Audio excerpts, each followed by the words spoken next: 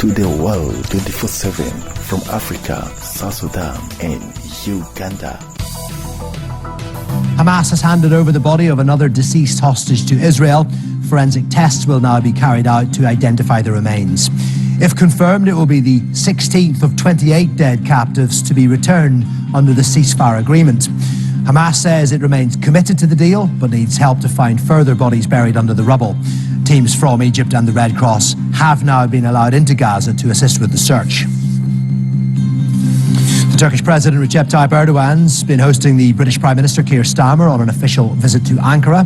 The leaders signed a landmark deal for the UK to supply fighter jets to Turkiye, which Erdogan's hailed as a new symbol of strategic relations.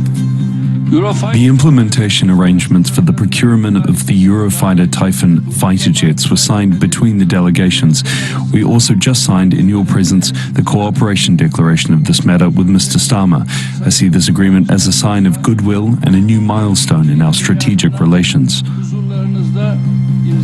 Donald Trump's in Japan on the latest leg of his 5-day tour of Asia, where he and the Japanese Prime Minister Sanae Takaichi have signed 2 new deals following talks about trade and defense spending.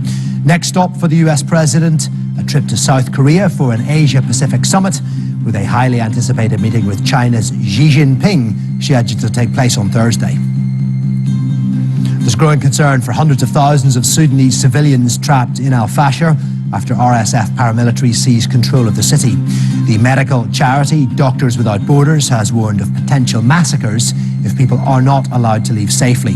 Sudan's army's confirmed it has withdrawn from the capital of North Darfur, which has been besieged for more than a year in the country's civil war. And people across Jamaica are bracing for the strongest storm of the year, which is expected to make landfall early on Tuesday.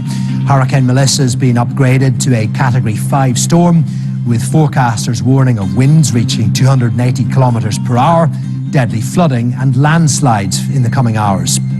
It's already led to the deaths of 4 people in Haiti and the Dominican Republic.